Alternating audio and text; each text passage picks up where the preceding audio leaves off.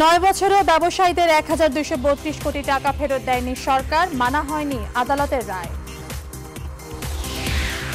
জেলা পরিষদ চেয়ারম্যানদের শপথ, জনমানুষের কল্যাণে কাজ করার আহ্বান প্রধানমন্ত্রী।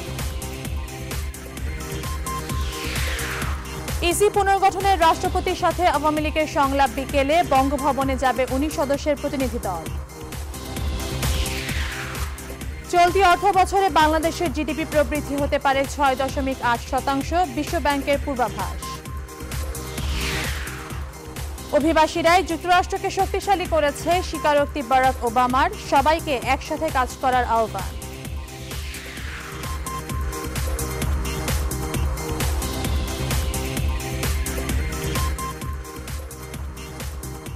স্বাগত নিউজ 24 সংবাদে, সাথে আছে আমি তাবাসসুম আহমেদ। দেখছিলেন শরিয়া ভিত্তিক ইউনিয়ন ব্যাংক লিমিটেড সংবাদ শিরোনাম। ইলপাল্লার দিন শেষ, মেগা ডিজিটাল স্কেলে বাংলাদেশ। 1/11 সময়ে ব্যবসায়ীদের কাছ থেকে নেওয়া 1232 কোটি টাকা 9 বছরেও ফেরত দেয়নি সরকার। এটাকে ওয়াদার বরখেলাপ বলছেন ব্যবসায়ীরা। এদিকে টাকা ফেরত দেওয়ার বিষয়ে আদালতের রায়কেও অবমাননা করা হয়েছে। এই অবস্থায় আদালতের রায়কে গুরুত্ব দিয়ে দ্রুততম সময়ের মধ্যে সবার টাকা ফেরত দেওয়ার দাবি তাদের। বিস্তারিত আশিকুর রহমান শ্রাবণের প্রতিবেদনে। 2007 সালের জানুয়ারিতে তত্ত্বাবধায়ক সরকার ব্যবস্থা নিয়ে রাজপথে ত্রিমুখী লড়াই। এই সুযোগকে কাজে লাগিয়ে জানুয়ারি মাসের 11 তারিখ ডক্টর ফখরুদ্দিন আহমেদকে প্রধান করে তৈরি করা হয় সেনা সমর্থিত তত্ত্বাবধায়ক সরকার। তারপর থেকেই রাজনীতিবিদ আর ব্যবসায়ীদের উপর চলতে থাকে সরকারের নির্যাতনের স্টিম রোলার। রাজনীতির চেনা মুখগুলোর বেশিরভাগেরই জায়গা হয় কারাগারে। এদিকে 2007 সালের এপ্রিল থেকে 2008 সালের নভেম্বর পর্যন্ত একটি গোয়েন্দা সংস্থা এবং তৎকালীন টাস্কফোর্স ইন্টেলিজেন্স TFI কর্মকর্তারা প্রায় 40 ব্যক্তি ও প্রতিষ্ঠানের কাছ থেকে 1232 কোটি টাকা জোর করে আদায় করে। পুরনো ইতিহাস মনে করাতে কয়েকটি প্রতিষ্ঠান ও ব্যক্তি থেকে আদায় করা অর্থের পরিমাণ জানিয়ে রাখি। টাকা নেওয়ার পর সরকার বদলেছে, মিলেছে নানা প্রতিশ্রুতি, কিন্তু অর্থ আর ঘরে ফেরেনি। কেয়ারটেকার গভর্নমেন্টের সময় যেভাবে জোর করে মানুষের কাছ থেকে টাকাগুলো নিয়ে গেছে এবং সেই টাকাগুলো বাংলাদেশ ব্যাংকে গচ্ছিত আছে, তো আমি মনে করি এই টাকাগুলো এইভাবে থেকে তো সরকারের কোনো লাভ হচ্ছে না, আর ব্যবসায়ীরা ক্ষতিগ্রস্ত হচ্ছে। ব্যবসায়ীরা জুলুম করে এই টাকাগুলো নেওয়া হয়েছে। নানা সময়ে 1/11 সরকারের সমালোচনা মুখর বর্তমান সরকারের আমলেও টাকা ফেরত না পেয়ে কিছুটা অসন্তুষ্ট ব্যবসায়ীরা। দিবে বলে তো মনে হচ্ছে না। তো আমি মনে করি সরকারের উচিত, যেহেতু ব্যবসায়ীরা দেশের অর্থায়নে, দেশের কর্মসংস্থানে অবদান রাখছে, তবে তাদেরকে একটা সরকার জোর করে, জুলুম করে, অত্যাচার করে তাদের টাকাগুলো নিয়ে গেছে। আমি মনে করি এই যেহেতু এটা গণতান্ত্রিক সরকার, এই সরকার উচিত এই ব্যবসায়ীদের প্রতি ন্যায় বিচার করা। এদিকে ব্যবসায়ীদের দাবির মুখে 2011 সালের 13 ফেব্রুয়ারি একটি তদন্ত কমিটি গঠন করা হলেও 7 বছরেও কোনো সভা ডাকা হয়নি। এই ঘটনায় ব্যবসায়ী সংগঠনের মধ্যেই তৈরি হয়েছে নানা দ্বন্দ্ব ও অবিশ্বাস। আশিকুর রহমান শ্রাবণ, নিউজ 24, ঢাকা। উন্নয়নের ধারা অব্যাহত রাখার পাশাপাশি দেশ ও মানুষের কল্যাণে নিবেদিত হয়ে কাজ করতে নবনির্বাচিত জেলা পরিষদ চেয়ারম্যানদের নির্দেশ দিয়েছেন প্রধানমন্ত্রী শেখ হাসিনা। বুধবার সকালে প্রধানমন্ত্রীর কার্যালয়ে 59 জেলায় নির্বাচিত জেলা পরিষদ চেয়ারম্যানদের শপথ বাক্য পাঠ করিয়ে প্রধানমন্ত্রী এই নির্দেশনা দেন। আরও জানাচ্ছেন তানজিম মেহেদি। শপথ নিয়েছেন দেশের 59 জেলায় নবনির্বাচিত জেলা পরিষদের চেয়ারম্যানরা। তাদের শপথ বাক্য পাঠ করান প্রধানমন্ত্রী শেখ হাসিনা। দেশের ইতিহাসে প্রথমবারের মতো ইলেকটোরাল কলেজ পদ্ধতিতে অনুষ্ঠিত এই নির্বাচনে বিজয়ী হন তারা। শপথ গ্রহণ শেষে কথা বলেন প্রধানমন্ত্রী শেখ হাসিনা। তিনি বলেন, ক্ষমতা বিকেন্দ্রীকরণের মধ্য দিয়ে সারা দেশের উন্নয়ন ও জনসেবা নিশ্চিত করতে চায় তার সরকার। আপনাদের উপর যে অর্পিত দায়িত্ব এবং আজকে যে শপথ আপনারা নিলেন, কাজে সেই শপথ অনুযায়ী আপনাদেরকে দেশ ও জাতির সেবায় নিবেদিত প্রাণ হয়ে কাজ করতে হবে। আপনাদের মনে রাখতে হবে যে এদেশের মানুষ দীর্ঘদিন শোষিত, বঞ্চিত ছিল, নিগৃহীত ছিল। উন্নয়ন কাজ এগিয়ে নিতে জেলা পরিষদকে যথেষ্ট ক্ষমতা দেয়া হয়েছে বলেও জানান প্রধানমন্ত্রী। তাই জনসেবা ও স্বাধীনতাকে অর্থবহ করতে সবাইকে সচেষ্ট থাকতে নির্দেশ দেন তিনি। কাজে আপনাদের উপর এটাই দায়িত্ব থাকবে যে প্রতিটি উন্নয়নের কাজ যাতে যথাযথভাবে, সঠিকভাবে বাস্তবায়ন হয় এবং আপনাদের স্ব জেলা সেই জেলার সার্বিক উন্নয়ন এবং কী কী সমস্যা আছে সেগুলি খুঁজে বের করা, কি করলে পরে সেই জেলার আরও উন্নতি হতে পারে সেদিকে দৃষ্টি দেওয়া। 3 পার্বত্য জেলা ছাড়া দেশের 61 জেলায় নির্বাচনের কথা থাকলেও আদালতের স্থগিতাদেশের কারণে কুষ্টিয়া ও বগুড়াতে নির্বাচন হয়নি। প্রধানমন্ত্রীর কার্যালয়ে আনুষ্ঠানিকতা শেষে আওয়ামী লীগের সাধারণ সম্পাদক ওবায়দুল কাদেরের নেতৃত্বে ধানমন্ডি 32-এ জাতির জনক বঙ্গবন্ধু শেখ মুজিবুর রহমানের প্রতিকৃতিতে ফুল দিয়ে শ্রদ্ধা জানান 59 জন চেয়ারম্যান। তানজির মেহেদি, নিউজ 24, ঢাকা। বিএনপির আন্দোলনের সমালোচনা করে আওয়ামী লীগের সাধারণ সম্পাদক ওবায়দুল কাদের বলেছেন, কর্মসূচি ঘোষণা করে হিন্দি সিরিয়াল দেখাই হলো দলটির কাজ। বুধবার দুপুরে ধানমন্ডি 32-এ সাংবাদিকদের এক প্রশ্নের জবাবে তিনি এই মন্তব্য করেন।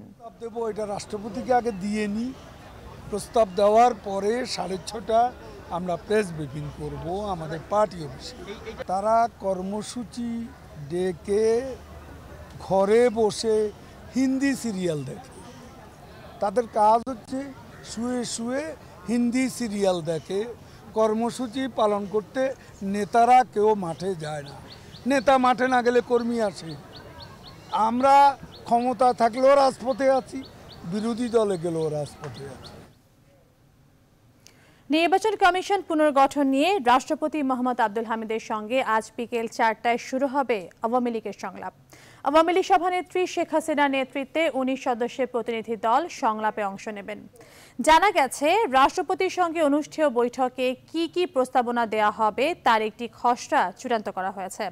সার্চ কমিটি গঠনের মাধ্যমে নির্বাচন কমিশন পুনর্গঠনের জন্য রাষ্ট্রপতির কাছে প্রস্তাব দেবে আওয়ামী লীগ। প্রধানমন্ত্রী ও আওয়ামী লীগ সভানেত্রী শেখ হাসিনার নেতৃত্বে আওয়ামী লীগের প্রতিনিধি দলে থাকছেন আওয়ামী লীগের উপদেষ্টা পরিষদের সদস্য আবুল মাল আব্দুল মুহিত, আমির হোসেন আমু, তোফায়েল আহমেদ, এইচ.টি. ইমাম, সুরঞ্জিত সেনগুপ্ত, অ্যাম্বাসেডর মোহাম্মদ জমির, অ্যাডভোকেট ইউসুফ হোসেন হুমায়ুন, প্রেসিডিয়াম সদস্য বেগম মতিয়া চৌধুরী, শেখ ফজলুল করিম সেলিম, মোহাম্মদ নাসিম, সৈয়দ আশরাফুল ইসলাম, সাহারা খাতুন, আইনমন্ত্রী আনিসুল হক, সাধারণ সম্পাদক ওবায়দুল কাদের, যুগ্ম সাধারণ সম্পাদক জাহাঙ্গীর কবির নানক, ডক্টর দীপু মনি, আইন বিষয়ক সম্পাদক আব্দুল মতিন খসরু ও প্রচার ও প্রকাশনা সম্পাদক ডক্টর হাসান মাহমুদ।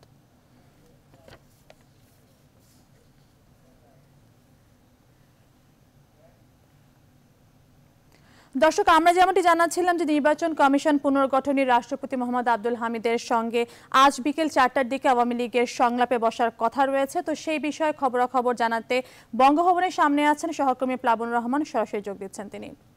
প্লাবন, সংলাপের কি খবর আছে আপনার কাছে? এছাড়া আইন শৃঙ্খলা বাহিনীর পরিস্থিতি কেমন দেখছেন সেখানে? আওয়ামী লীগের পক্ষ থেকে আসলে আওয়ামী লীগের সভানেত্রী শেখ হাসিনার নেতৃত্বে 19 সদস্যের প্রতিনিধি দল এই রাষ্ট্রপতি মোহাম্মদ আব্দুল হামিদের সঙ্গে বৈঠকের কথা রয়েছে নির্বাচন কমিশন গঠন প্রসঙ্গে। এর আগে আপনি জানেন যে 18 ডিসেম্বর বিএনপির সঙ্গে সংলাপের মধ্য দিয়ে এই প্রক্রিয়া শুরু করেন রাষ্ট্রপতি মোহাম্মদ আব্দুল হামিদ।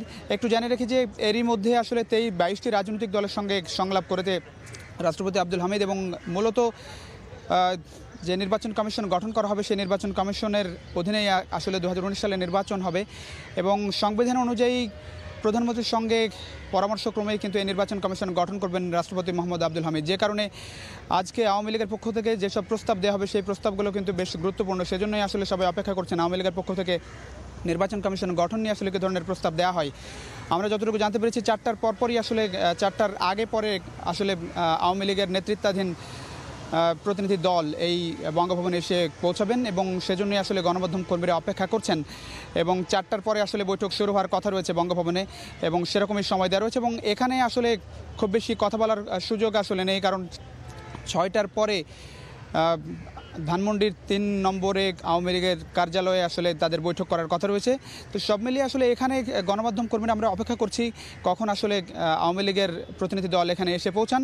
জানিয়ে রাখি এর আগে 4 দফায় বিএনপি সহ 22টি রাজনৈতিক দলের সঙ্গে নির্বাচন কমিশন গঠন নিয়ে সংলাপ করেন রাষ্ট্রপতি মোহাম্মদ আব্দুল হামিদ এবং যেমনটা বলছিলাম আসলে সংবিধান অনুযায়ী রাষ্ট্রপতি আব্দুল হামিদ সবশেষ সার্চ কমিটি গঠন করা হয়েছিল, এবারও আসলে সার্চ কমিটি গঠন করা হবে। তবে আওয়ামী লীগের সঙ্গে আওয়ামী লীগ যেসব প্রস্তাব দেবে সেই প্রস্তাবগুলোই আসলে বেশি গুরুত্বপূর্ণ, কারণ প্রধানমন্ত্রী শেখ হাসিনার সঙ্গে পরামর্শক্রমেই নির্বাচন কমিশনের গঠনের বিষয়ে রাষ্ট্রপতি মোহাম্মদ আব্দুল হামিদ সবশেষ সিদ্ধান্ত নেবেন, চূড়ান্ত সিদ্ধান্ত নেবেন। সে কারণে আওয়ামী লীগের দলীয় সভানেত্রীর সঙ্গে আজকের এই বৈঠক আসলে সবচেয়ে গুরুত্বপূর্ণ। তো সবাই আসলে অপেক্ষা করছে কখন আওয়ামী লীগের নেতৃত্বাধীন 19 সদস্যের প্রতিনিধি দল এখানে এসে পৌঁছেন এবং তার পরবর্তীতে আমরা আরও বিস্তারিত তথ্য এখান থেকে জানাতে পারবো। আপনাকে ধন্যবাদ। দর্শক, নির্বাচন কমিশন পুনর্গঠন নিয়ে রাষ্ট্রপতি মোহাম্মদ আব্দুল হামিদের সাথে আজ বিকেল 4টার দিকে আওয়ামী লীগের সংলাপে বসার কথা রয়েছে। তো সেই খবর জানাতে বঙ্গভবন থেকে সরাসরি যোগ দিয়েছিলেন সহকর্মী প্লাবন রহমান।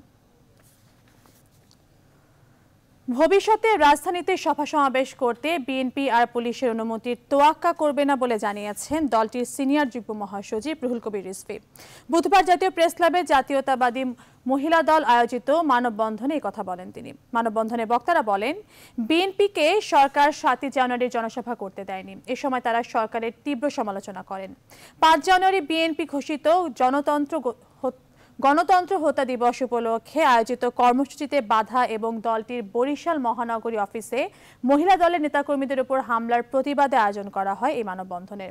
এতে রুহুল কবির রিজভী আরও বলেন, সরকার নিজেরা রাস্তাঘাট আটকে দিয়ে জনসভা করে আর বিরোধী দল করতে গেলেই বাধা দেয়। এরকম চলতে থাকলে ভবিষ্যতে সভাস্থল জোর করেই আদায় করা হবে বলে মন্তব্য করেন তিনি। বিএনপি তার রাজনৈতিক কর্মসূচি পালন করতে গিয়ে বাধা পুলিশের দিক থেকে, বাধা আইন শৃঙ্খলার দিক থেকে, বাধা হচ্ছে সরকারি দলের পান্ডাদের পক্ষ থেকে। বাংলাদেশ জাতীয়তাবাদী দল এইবার আর পুলিশের কাছে আবেদন নয়, এইবার সরওয়ার্দী উদ্যান কেড়ে নেওয়া হবে। কোন পুলিশের অনুমতির জন্য আর অপেক্ষা করা হবে না। দুর্নীতি নির্মূলে রাজনীতিবিদ সহ সবার সহযোগিতা চেয়েছেন দুর্নীতি দমন কমিশন চেয়ারম্যান ইকবাল মাহমুদ। তিনি আরো বলেন, প্রয়োজনে যে কাউকে ডাকতে পারে দুদক, সবার উচিত দুদককে সহায়তা করা। রাজধানীর সেগুনবাগিচায় দুর্নীতি দমন কমিশন কার্যালয়ে আয়োজিত সংবাদ সম্মেলনে তিনি এসব কথা বলেন। দুদক চেয়ারম্যান এ সময় বিভিন্ন পরিসংখ্যান তুলে ধরেন। সরকারি কর্মকর্তা কর্মচারী যারা গ্রেফতার হয়েছেন তারা 168 জন। সেটা গ্রেপ্তার হয়েছে, আমরা ইচ্ছা করে করতে চাইনি, কারণ ওরা আসেন নাই, আদালতে জানানি। জনপ্রতিনিধি গ্রেপ্তার হয়েছেন মোট 13 জন। এর মধ্যে সম্ভবত বেশি হয়েছে 10 টাকার চাল নিয়ে যারা সঠিক কাজটি করেননি, এরকম কিছু জনপ্রতিনিধি এখানে হয়েছে। আর ব্যবসায়ী এবং অন্যান্য প্রায় 112 জন হয়েছেন গ্রেপ্তার। চলতি অর্থ বছরে বাংলাদেশ মোট দেশজ উৎপাদন বা জিডিপি প্রবৃদ্ধি 6.8% হতে পারে বলে মনে করছে বিশ্বব্যাংক। বিশ্ব অর্থনীতির সম্ভাবনা নিয়ে বুধবার আন্তর্জাতিক ঋণদাতা সংস্থার অর্ধবার্ষিক প্রতিবেদন গ্লোবাল ইকোনমিক প্রসপেক্টসে তুলে ধরা হয়েছে এই পূর্বাভাস। সরকার এবারের বাজেটে 2016-17 অর্থ বছরে 7.2% প্রবৃদ্ধির লক্ষ্য ঠিক করেছে। আর অর্থমন্ত্রী বিশ্বাস, আগামী দিনগুলোতে প্রবৃদ্ধি আর 7%-এর নিচে নামবে না। বিশ্বব্যাংক সরকারের প্রত্যাশার সঙ্গে পুরোপুরি একমত হতে না পারলেও আগের প্রক্ষেপণ থেকে সরে এসেছে।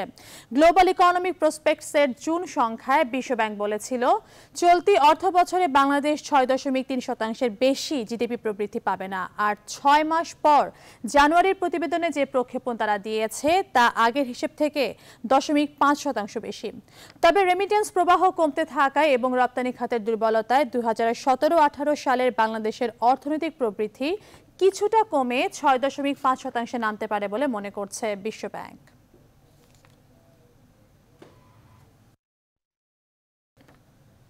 এবার সম্ভাবনার বাংলাদেশের খবর।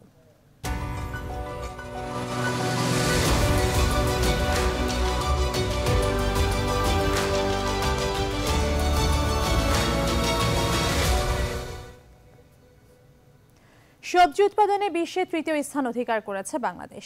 জাতীয় অর্জনের পাশাপাশি গ্রামীণ অর্থনৈতিক উন্নয়নে বড় অবদান রাখছে এই সবজি খাত।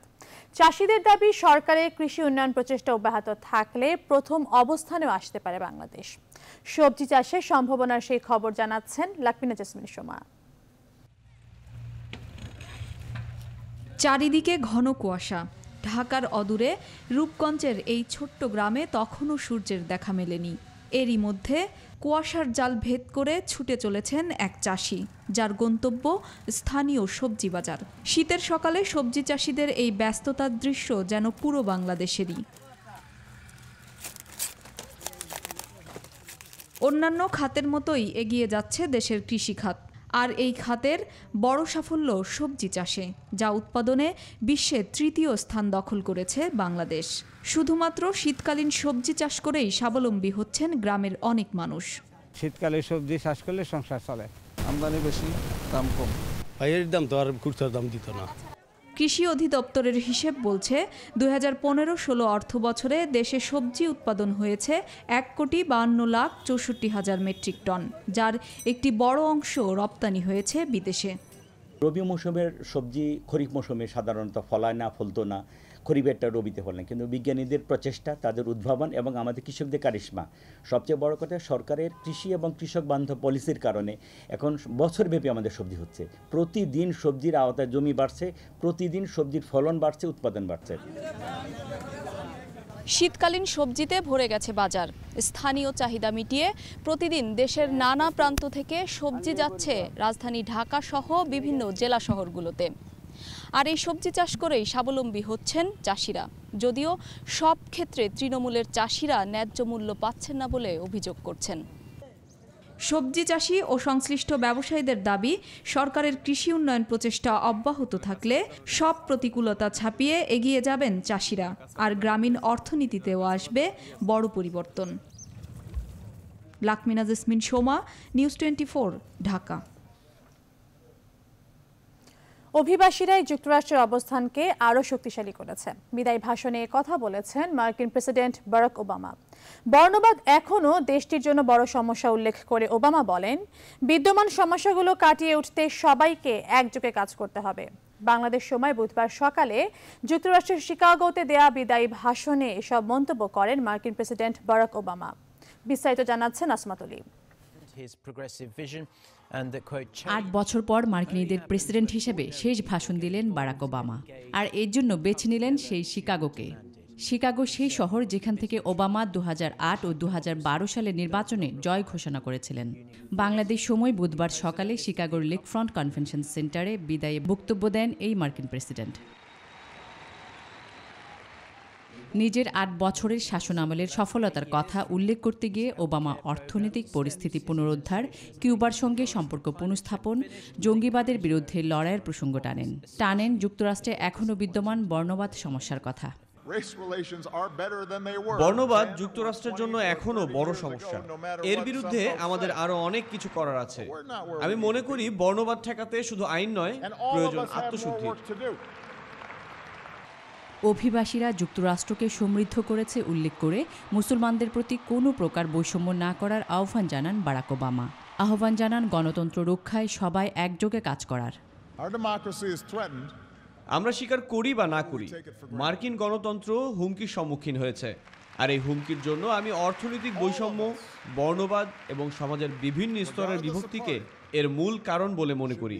তাই এ সময়ে আমি সবাইকে সকল ভেদাভেদ ভুলে গণতন্ত্র রক্ষার জন্য একত্রে কাজ করার আহ্বান জানাচ্ছি। গেল 8 বছরে যুক্তরাষ্ট্র আরও উন্নত ও শক্তিশালী হয়েছে বলেও দাবি করেন তিনি।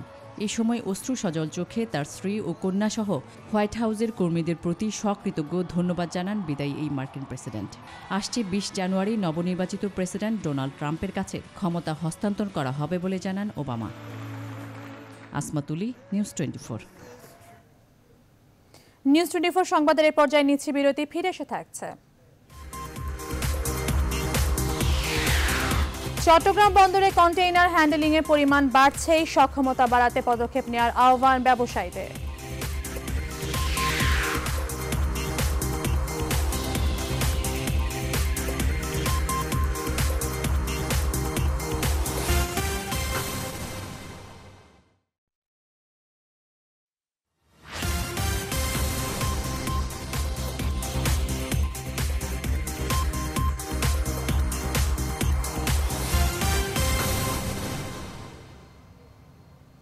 বিরতির পর আবারও স্বাগত। আপনারা দেখছেন নিউজ 24 সংবাদ।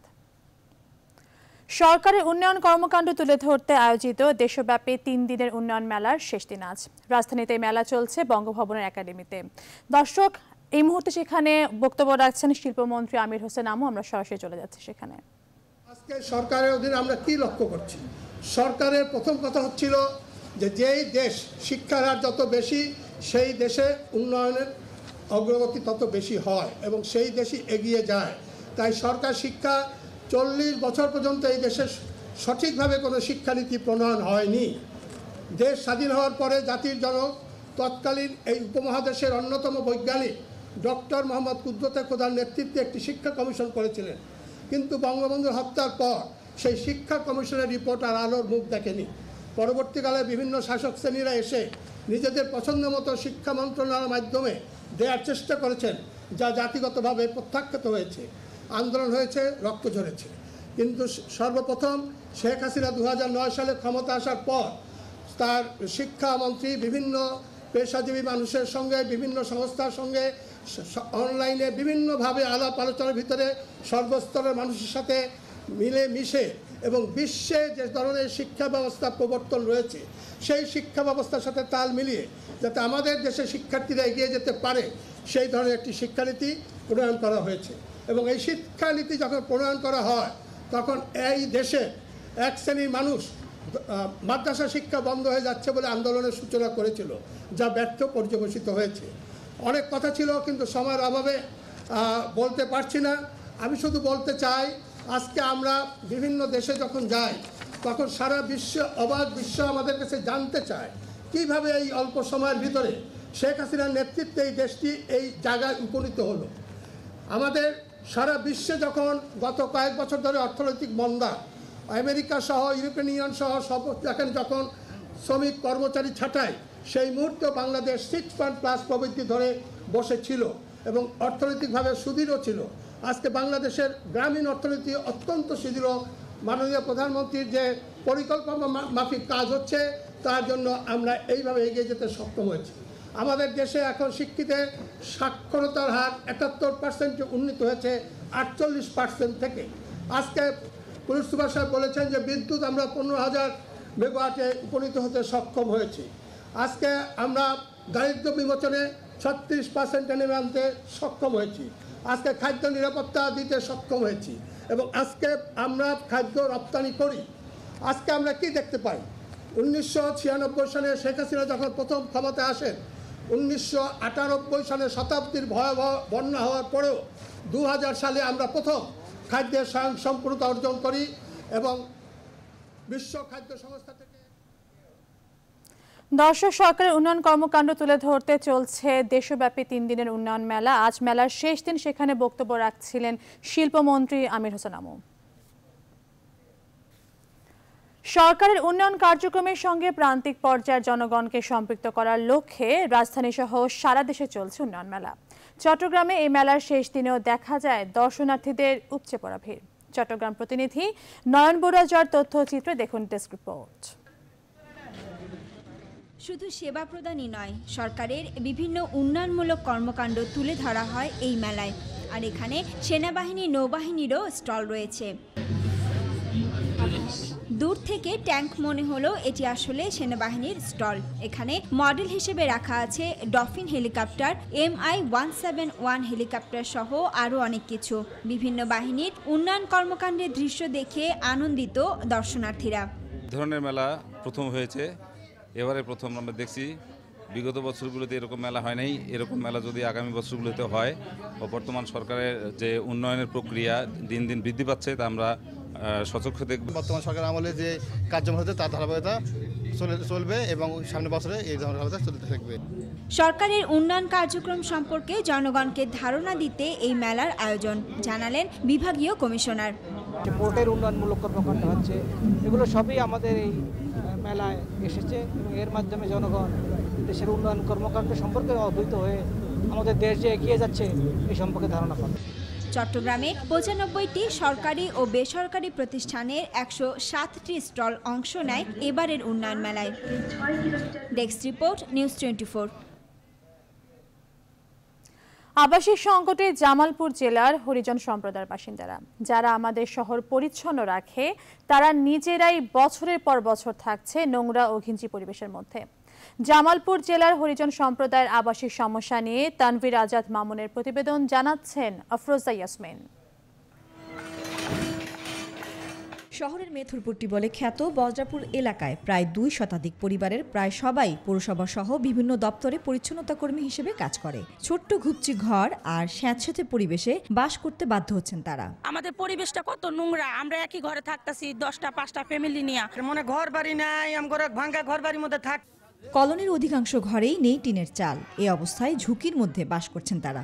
দিকে বৃষ্টি পড়লে চালে পানি পড়ে, ঘরে আসে পানি, এবং এই জ্বালার মারা আরো ঘুমাইতে পারি না। এক পরিবেশে বউ পোলা পান নিয়ে থাকা লাগে, খুব অবস্থাটা খুব খারাপ। মাননীয় প্রধানমন্ত্রী শেখ হাসিনা, আমরা জামালপুর জেলায় হরিজন সমাজের লোক, আমরা অনেক কষ্টে আছি। বিষয়টি স্বীকার করে পৌরসভার মেয়র বলেছেন, হরিজনদের বাসস্থানে নেয়া প্রকল্পটি দ্রুত বাস্তবায়ন হলে সমস্যা অনেকটাই কেটে যাবে।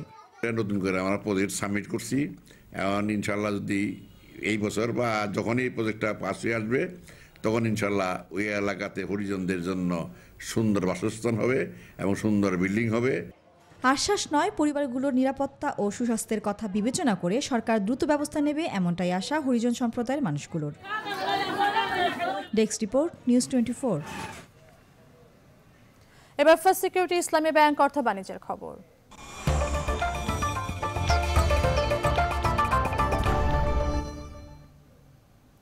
চট্টগ্রাম বন্দরের কন্টেইনার হ্যান্ডলিং এর পরিমাণ বেড়েই চলছে। গেল বছরে বন্দর কর্তৃপক্ষ লক্ষ্যমাত্রার চেয়ে 1.5 লাখ কন্টেইনার বাড়তি হ্যান্ডলিং করেছে। তবে এই পরিমাণ বাড়লেও সঠিক পরিকল্পনা ও উদ্যোগের অভাবে বন্দরের সক্ষমতা দিন দিন কমছে বলে মনে করেন ব্যবসায়ীরা। চট্টগ্রাম প্রতিনিধি নয়ন বড়ুয়া জয়ের প্রতিবেদন, জানাচ্ছেন নাসরিনীলা। গেল বছর চট্টগ্রাম বন্দরের 22 লাখ TEUS কন্টেনার হ্যান্ডেলিং করার লক্ষ্যমাত্রা থাকলেও বছর শেষে তা বেড়ে দাঁড়ায় 23,50,000। তবে পর্যাপ্ত জেটির অভাবে বিশ্বের বিভিন্ন দেশ থেকে আসা জাহাজগুলো প্রয়োজনের বেশি সময় অবস্থান করছে সাগরে, আর এতে বাড়তি অর্থের যোগান দিতে হয় ভোক্তাদের। ব্যবসায়ীরা বলছেন, বন্দরের সক্ষমতা বাড়াতে হলে যন্ত্রাংশ ও নতুন টার্মিনাল সহ আরও একটি বন্দর গড়ে তোলা প্রয়োজন। লালদিয়া চরে ওখানেও কিন্তু একটা কন্টেনার টার্মিনাল হবে লালদিয়া চরে। তো এগুলো যদি দ্রুত হয় এবং দ্রুত যদি ইকুইপমেন্ট আনলে আমাদের ইকুইপমেন্টের মাধ্যমে কিন্তু তাড়াতাড়ি জাহাজ যাওয়ার জন্য সমস্যার সমাধান হবে। ইয়ার্ড বাড়ানোর ব্যাপারে, বন্দরের অন্যান্য ফ্যাসিলিটিসগুলো প্রোভাইড করার ব্যাপারে বন্দরের কিন্তু অনেক যে ক্ষমতা আছে এটা খুবই সীমিত, এবং এইগুলো যদি আমরা এনশিওর করতে না পারি, তাহলে কিন্তু এই যেই কন্টেনার জটটা আছে, কন্টেনার জটটা থাকবে। প্রধানমন্ত্রীর ভিশন 2021 বাস্তবায়নে এই বন্দরের অবকাঠামোর উন্নয়ন প্রয়োজন বলে মনে করেন বিজিএমইর এই নেতা। $50 বিলিয়ন এক্সপোর্ট করব, কিন্তু আমার পোর্টকেও তো সেভাবে প্রস্তুত করতে হবে। পোর্টের যদি সক্ষমতা যদি আমরা বাড়াইতে না পারি, এবং সক্ষমতার পাশাপাশি সম্প্রসারণ, দুইটাই দরকার। তবে এসব সংকটের কথা স্বীকার করে বন্দরের সক্ষমতা বাড়ানোর বিভিন্ন পরিকল্পনার কথা জানালেন কর্তৃপক্ষ। পতেঙ্গা কন্টেইনার টার্মিনাল নির্মাণ কাজ খুব স্বল্প সময়ের মধ্যে শুরু হবে। এরপরে আমাদের লালদিয়া বাল্ক টার্মিনাল, এই কাজটাও শুরু হবে। তারপর আমাদের কিছু ইয়ার্ড আমরা অলরেডি তৈরি করেছি, আরও বেশ কিছু ইয়ার্ড আমাদের মেরামত এবং নতুন তৈরি করা হচ্ছে। চট্টগ্রাম বন্দরের আধুনিকায়ন এবং সক্ষমতা বাড়াতে কর্তৃপক্ষ দ্রুত পদক্ষেপ নেবে, এমনটাই প্রত্যাশা সংশ্লিষ্টদের। Desk report, news 24। এবার নিউজ 24 কৃষি সংবাদ।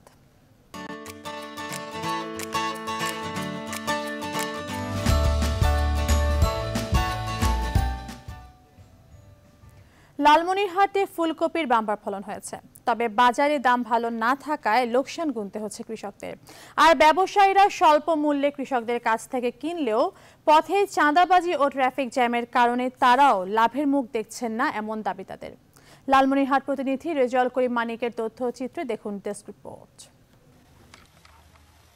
লালমনিরহাটের মাটি ও আবহাওয়া সবজি চাষে উপযোগী, বিশেষ করে উন্নত জাতের ফুলকপি ফলনের জন্য এ জেলায় রয়েছে বেশ সুনাম। ফুলকপি উৎপাদন করে কৃষকরা লাভবান হলেও এবারের চিত্র ভিন্ন। ফলন ভালো হওয়ার পরও ন্যায্য দাম থেকে বঞ্চিত হচ্ছেন তারা। একটা করে কপি আবাদ করতে আমাদের 5 টাকা 6 টাকা খরচ পড়ে যায়, বিক্রি হয় 5 টাকা 6 টাকা, বিক্রি করে আমাদের খালি লস পরে আমরা আবার আগে পারতেছি না। আমরা দেনা ধার করে লোন করে কপি আবাদ করছি, এখন তো আমরা পয়সা হইতে আমরা কার কাছে যাব? জেলার ফুলকপির মান ভালো হওয়ায় চাহিদা রয়েছে অন্য জায়গায়ও। এজন্য দূর দূরান্ত থেকে ব্যবসায়ীরা ছুটে আসেন এখানে। তবে সড়কে চাঁদাবাজির অভিযোগ তাদের। রাস্তায় যানজট, পুলিশের বিভিন্ন চাঁদাবাজি, বিভিন্ন হয়রানি, গাড়ি আমাদের ঠিক টাইমে যায় পৌঁছতে পারে না। জাম লাগাইয়া তারপরে 200, 300, 500 টাকা দিয়া আমাদের পার হয়ে যাইতে হয়। নতুবা আমাদের বাজার মিস, আমাদের অনেক খেতাল তো মানে কৃষক যারা আছে তারাও তো মাইর, আমরা ব্যবসায়ী সাধারণ ব্যবসায়ী যারা তারাও মাইর। কৃষকরা ভালো দাম পাচ্ছেন না স্বীকার করে এই বিষয়ে সহায়তার আশ্বাস দেন কৃষি কর্মকর্তা। অনেক ফুলকপি চাষি তারা কিছুটা লোকসান মধ্যে আছে, কারণ এই এলাকার যারা আড়তদার তাদের কাছ থেকে ফুলকপি সংগ্রহ করে তারা উচ্চ মূল্যে ভোক্তার কাছে বিক্রি করতেছে, এতে করে তারাই লাভবান হচ্ছে, কিন্তু কৃষক কিছুটা হলে ক্ষতিগ্রস্ত হচ্ছে। কৃষি সম্প্রসারণ অধিদপ্তরের হিসেবে লালমনিরহাটে ফুলকপি চাষ হয়েছে 225 হেক্টর জমিতে। Desk report, news 24। নিউজ 24 সংবাদের সময় হলো আরও একটি বিরতির, ফিরে এসে থাকছে। মার্কিন নির্বাচনে রাশিয়ার সাইবার আক্রমণের ভূমিকা নিয়ে সিনেট কমিটি সাক্ষ্য নেবে।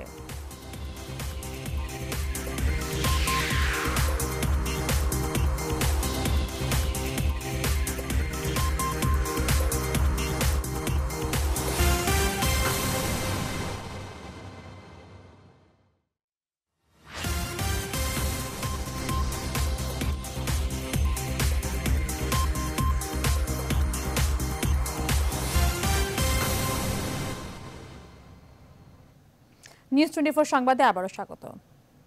এবার নিউজ 24 স্পোর্টস।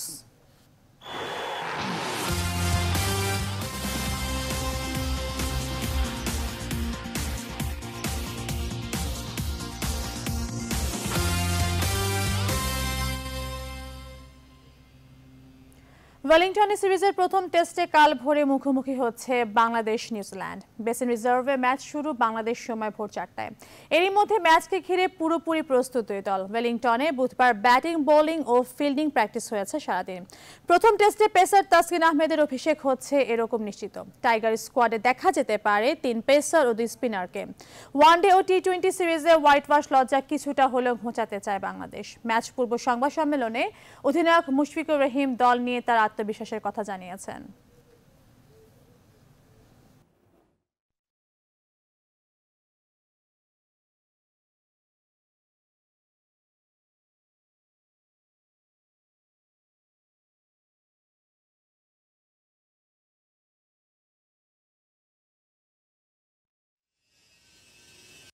বাট আমার মনে হয় এখন যারা আছে, হ্যাঁ অবশ্যই এক্সপিরিয়েন্স, বাট তাদের ক্যাপাবিলিটি অনেক আছে, তাদের যোগ্যতা অনেক, এবং এই জন্য তারা বাংলাদেশ ন্যাশনাল টিমে খেলছে। আর অলমোস্ট যারা যে 4-5 জন আছে তারা অনেক হাই কোয়ালিটি বোলার। তো আমাদের মনে হয় জাস্ট, এবং আমাদের যে কোচিং স্টাফ আছে তারা অনেক হাই কোয়ালিটি, এবং আশা করছি তারা যদি তাদের যে প্ল্যানগুলো সেটা এক্সিকিউট করতে পারে, আমার মনে হয় যে কোনো টেস্ট মানে ব্যাটিং এগেইনস্টে তারা অনেক ভালো করবে। তো এর আগে এখানে আমরা টেস্ট খেলেছি, বাংলাদেশ টিমও খেলেছে, এবং এখানে অবভিয়াসলি একটা উইন্ডের একটা অনেক বড় ফ্যাক্টর থাকে, কারণ এখানে মাঠে বাতাস অনেক থাকে। সো উইন্ডের ফরে বোলিং করা হবে, এবং এগেইনস্টে এটা একটা ডিফিকাল্ট থাকে, ফিল্ডিংয়ের জন্য প্রবলেম হয়। আবার অনেক সময় দেখা যায় ব্যাটিং ওয়াইজে অনেক সময় বল মুভ করা, অনেক সময় এখানে একটা টেনিস বল বাউন্সের মতো থাকে উইকেটে। All depends on first innings. আমরা যদি টেস্টে আমার মনে হয় সবচেয়ে সেট আপ করে দেয় ফার্স্ট ইনিংসটা খুবই ইম্পর্টেন্ট। তো চেষ্টা করবো আমরা বলিং বা মানে ব্যাটিং যেটাই পাই, অ্যাটলিস্ট আমরা ফার্স্ট ইনিংসের জন্য আমাদের খুব হার্ড অ্যান্ড সোল ট্রাই করি, যেন আমরা গেমে যেন অনেকদিন লং টাইম পর্যন্ত থাকতে পারি। জানাবো ইউরোপিয়ান ফুটবলের খবর।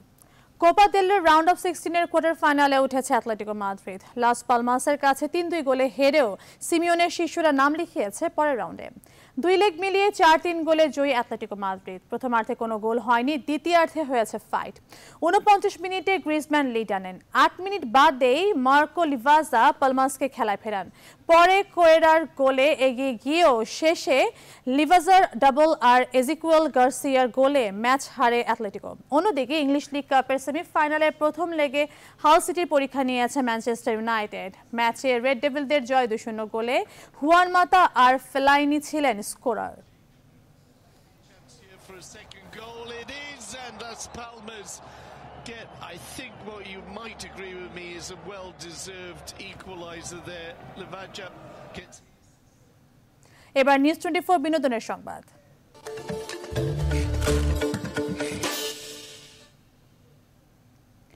আশিক মিউজিকের ব্যানারে প্রকাশ হতে যাচ্ছে 90 দশকের 24 জন ব্যান্ড তারকা শিল্পীর ডাবল মিক্সড অ্যালবাম। শ্রেষ্ঠ ব্যান্ড শিল্পীদের একসঙ্গে জড়ো করে আশিক মিউজিক তৈরি করেছে এই অ্যালবাম। মঙ্গলবার এক সংবাদ সম্মেলনের মাধ্যমে জানানো হয় আগামী 21শে ফেব্রুয়ারি এই অ্যালবামের মোড়ক উন্মোচন করা হবে। 90 দশকের 24টি তুমুল জনপ্রিয় ব্যান্ড শিল্পীদের এই অ্যালবামটি বাংলা গানের জগতে নতুন ইতিহাস সৃষ্টি করবে বলে জানান আয়োজকরা। সিডির সাথে একটি বুকলেট দেওয়া হবে যাতে বাংলাদেশের ব্যান্ড মিউজিকের ইতিহাস থাকবে। অনুষ্ঠানে 90 দশকের ব্যান্ড তারকারা উপস্থিত ছিলেন। এই ধরনের উদ্যোগকে স্বাগত জানান তারা।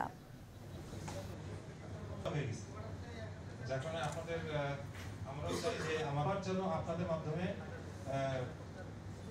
ভালো কাছ থেকে যতটা গান শুনছি, মিউজিক শুনছি, চর্চাটাকে বেশি প্রাধান্য দিচ্ছে এবং তাদের প্রধানত আমরা জানি যে গত যদি 50 দশক কি অবস্থা ভাই? আমাদের পরিচিত মুখ, আমাদের পরিচিত তারকা হয়ে গেছে, যার কারণে আপনাদের আমরা চাই যে আমার জন্য আপনাদের মাধ্যমে বলিউড তারকাদের অন্যরকম এক প্রতিবাদের খবর দিয়ে শেষ করছে এখনকার আয়োজন। সম্প্রতি ভারতের বেঙ্গালুরুতে পোশাকের কারণে নারীদের বিব্রতকর পরিস্থিতিতে পড়ার ঘটনা নিয়ে ক্ষোভে ফেটে পড়েছেন বলিউড তারকারা। তারা বলেছেন, পোশাকের দৈর্ঘ্য নিয়ে নয়, মানুষের দৃষ্টিভঙ্গি পাল্টাতে হবে। কলকাতার প্রতিনিধি অন্বেষা তরফদারের পাঠানো তথ্যচিত্র নিয়ে দেখুন সাবরিনা মমতাজের প্রতিবেদন। কেউ শাড়ি পরতে ভালোবাসেন, কেউ ফ্রক, কেউ বা বোরখা, কিন্তু যে যাই পরুক না কেন এই পোশাকের কারণে নারীরা লালসার শিকার হবে সেটা মোটেও কাম্য নয়। লালসার শিকার হওয়ার পরও নারীকেই পোহাতে হয় দুর্ভোগ। শুরু হয় ভিকটিম নারীর চরিত্র হননের পালা। বেঙ্গালুরুর বর্ষবরণের রাত লজ্জিত করেছে গোটা ভারতকে। প্রশ্ন উঠেছে নারীদের নিরাপত্তা নিয়েও। ভারতের রাজনীতিবিদ থেকে খেলোয়াড় কিংবা বলিউড অভিনেতা অভিনেত্রী সবাই প্রকাশ্যে এই ঘটনার নিন্দা জানিয়েছেন। সবার কাছে আমার কেবল একটাই প্রশ্ন, এই ধরনের ঘটনা আপনার পরিবারের কারোর সাথে ঘটলে আপনি কি করতেন? মেয়েরা, নারীরা ছোট পোশাক পরলেই এমনটি মনে করেন অক্ষয় কুমার। একদম ডাইরেক্ট বলুন, দিল সে বলুন, সরাসরি বলছি, মন থেকে বলছি। এমন ঘটনা দেখে নিজেকে একজন মানুষ ভাবতে লজ্জা হচ্ছে। যে সমাজ নারীকে সম্মান করতে জানে না, সে সমাজে নিজেকে মানুষ বলাটাই উচিত নয়। এ ধরনের ইস্যুতে বলিউড অভিনেতারা সবসময় সোচ্চার ভূমিকা রাখেন। এমন ন্যাক্কারজনক ঘটনার পুনরাবৃত্তি ঘটবে না। নারী সমাজ যথাযথ মর্যাদা নিয়ে চলার উপযোগী পরিবেশ পাবে, এমনটি প্রত্যাশা সবার। সাবরিনা মমতাজ, নিউজ 24। দর্শক, নির্বাচন কমিশন পুনর্গঠন নিয়ে বঙ্গভবনে মোহাম্মদ আব্দুল হামিদের সাথে সংলাপে বসার জন্য আওয়ামী লীগ কিছুক্ষণের মধ্যে সেখানে পৌঁছানোর কথা রয়েছে। তো সেখানে রয়েছেন আমাদের সহকর্মী প্লাবুর রহমান, সরাসরি চলে যাচ্ছে সেখানে।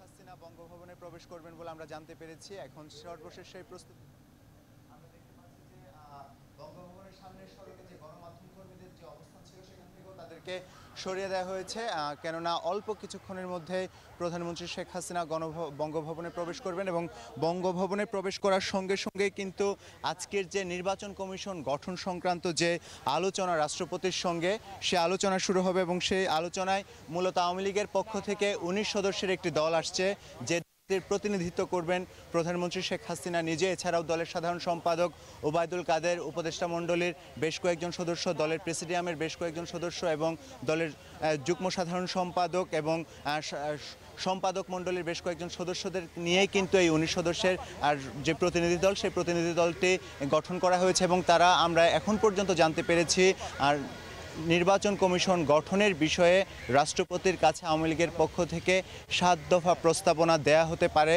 আপনি জানেন যে আগামী বছরের চলতি বছরের ফেব্রুয়ারিতে আসলে বর্তমান যে কমিশনটি রয়েছে কাজী রকিবউদ্দিন আহমদের নেতৃত্বাধীন যে কমিশন, সেই কমিশনের মেয়াদ শেষ হতে যাচ্ছে।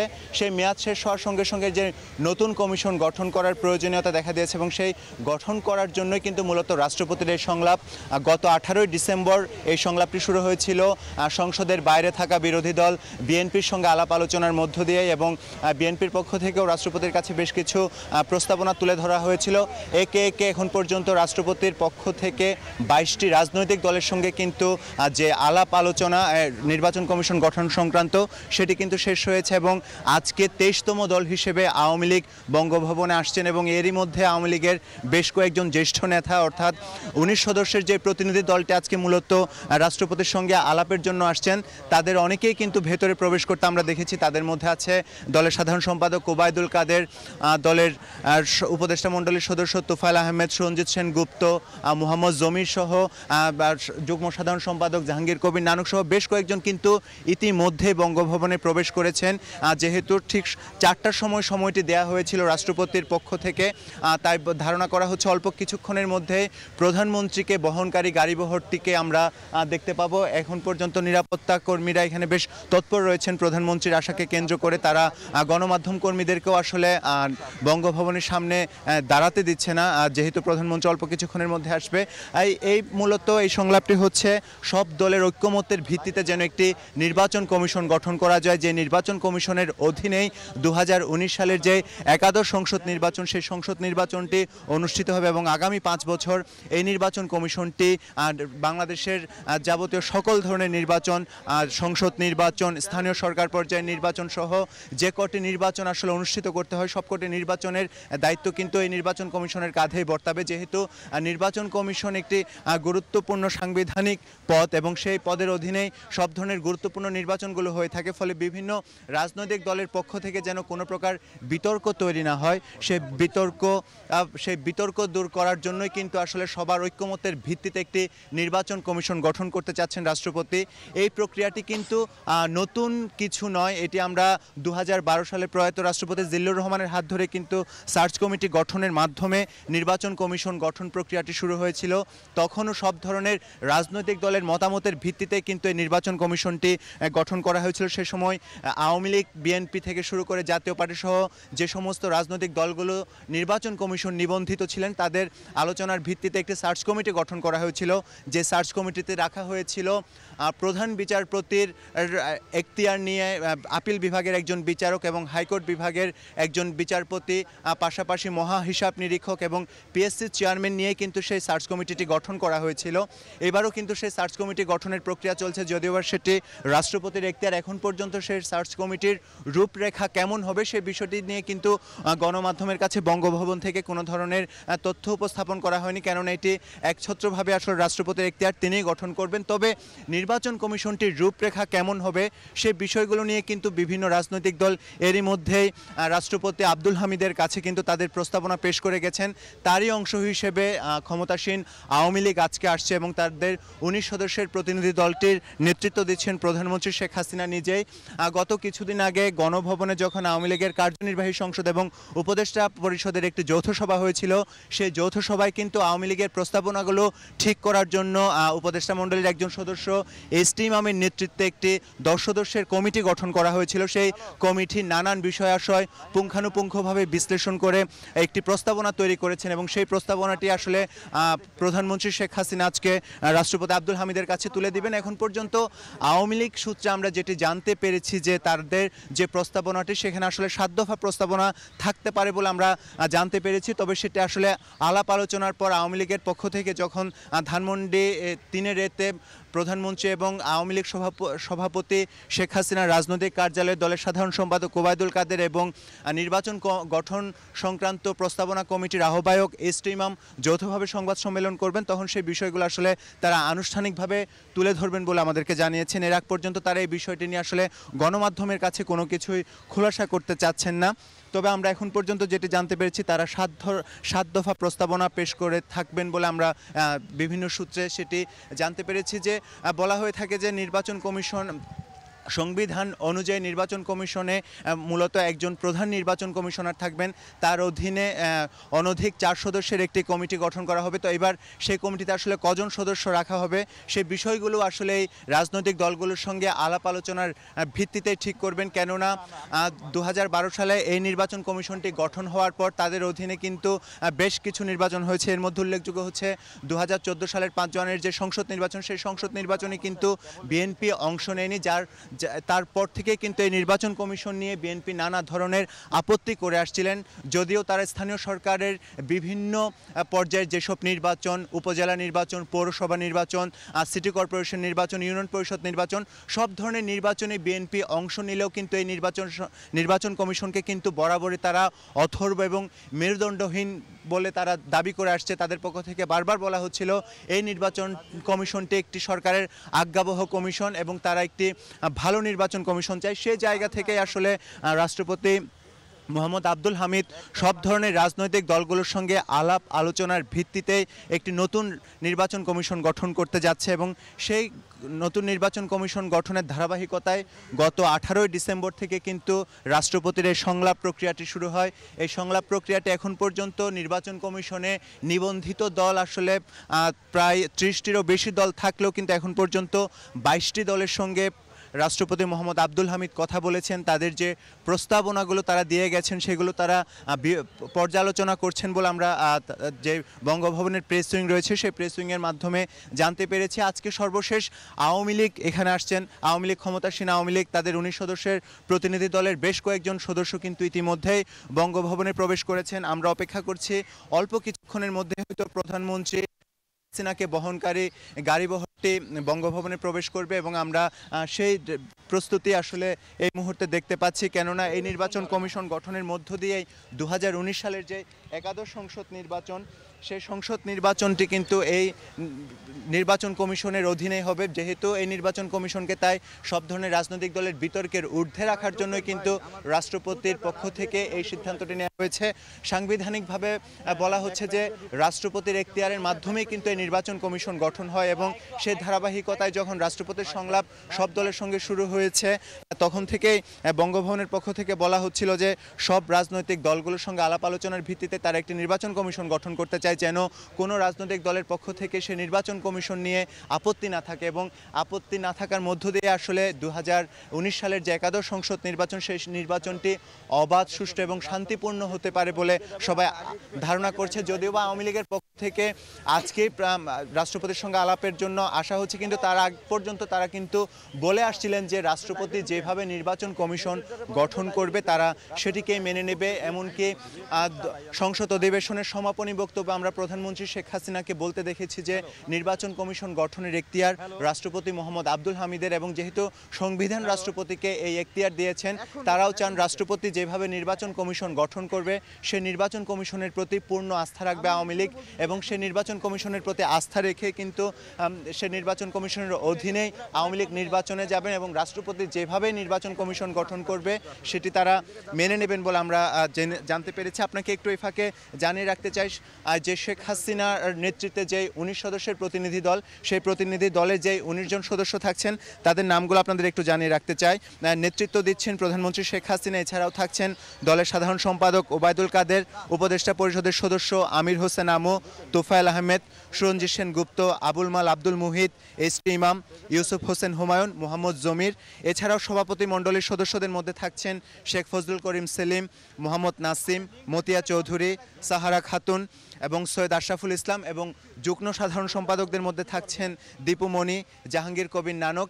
এছাড়া আইন বিষয়ক সম্পাদক আব্দুল মতিন খসরু, প্রচার সম্পাদক হাসান মাহমুদ এবং আইনমন্ত্রী আনিসুল হক থাকছেন এই প্রতিনিধি দলে। এবং 19 সদস্যের এই প্রতিনিধি দলটি মূলত আজকে তারা কিভাবে, অর্থাৎ ক্ষমতাসীন আওয়ামী লীগ কিভাবে আগামী নির্বাচন কমিশনটিকে দেখতে চায়, সেই নির্বাচন কমিশনের রূপরেখা কেমন হবে এবং সেই নির্বাচন কমিশন গঠনের ক্ষেত্রে তারা আসলে কাদের নাম প্রস্তাব করেন সেই বিষয়গুলো কিন্তু আজকে রাষ্ট্রপতির কাছে তুলে ধরবেন। এবং আজকের এই সংলাপের মধ্য দিয়েই 23টি রাজনৈতিক দলের সঙ্গে রাষ্ট্রপতির সংলাপ হচ্ছে তারপর রাষ্ট্রপতি তার মতন করে একটি সার্চ কমিটি গঠন করবেন এবং সেই সার্চ কমিটি রাজনৈতিক দলগুলো যেসব নির্বাচন কমিশনার হিসেবে কাদেরকে দেখতে চেয়েছেন সেই নামগুলো যাচাই বাছাই করার পর যে নামগুলো রাষ্ট্রপতির সামনে প্রস্তাবনা করবেন সেই নামগুলোর মধ্য থেকে কিন্তু রাষ্ট্রপতি একটি নির্বাচন কমিশন গঠন করবেন এবং এই নির্বাচন কমিশন গঠনের মধ্য দিয়ে রাষ্ট্রপতির পক্ষ থেকে বারবার বলা হচ্ছিল যে সবার কাছে গ্রহণযোগ্য একটি নির্বাচন কমিশন তারা গঠন করতে চায়,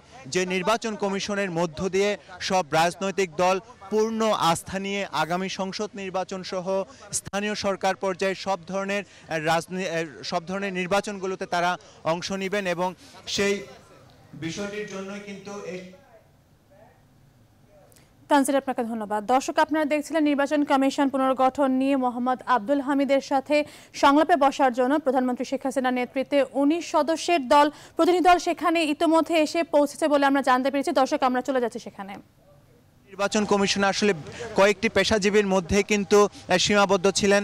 আমরা দেখতে পাচ্ছি প্রধানমন্ত্রীকে বহনকারী গাড়িবহরটি বঙ্গভবনের দিকে এগিয়ে আসছেন। আপনারা যদি লক্ষ্য করেন তাহলে দেখতে পাবেন প্রধানমন্ত্রী শেখ হাসিনাকে বহনকারী গাড়িবহরটি কিন্তু এরই মধ্যে চলে এসেছে এবং আমরা দেখতে পাচ্ছি প্রধানমন্ত্রী যে গাড়িটিতে আছে সেই গাড়িটি কিন্তু বঙ্গভবনের দিকে প্রবেশ করছে এবং এই মুহূর্তে আমরা বলতে পারি যে গাড়িটি সম্পূর্ণভাবে বঙ্গভবনে প্রবেশ করেছে, অর্থাৎ বঙ্গভবনে প্রধানমন্ত্রী শেখ হাসিনা পৌঁছার সঙ্গে সঙ্গেই কিন্তু রাষ্ট্রপতি তাকে অভ্যর্থনা জানিয়ে স্বাগত জানিয়ে কিন্তু তাদের যে আলাপ আলোচনা সেটি কিন্তু শুরু হবে এবং একটি নির্বাচন কমিশন, সুষ্ঠু নির্বাচন কমিশন, অবাধ এবং শান্তিপূর্ণ নির্বাচনের লক্ষ্যে যে নির্বাচন কমিশন, সেই নির্বাচন কমিশন গঠন সংক্রান্ত বিষয়ে কিন্তু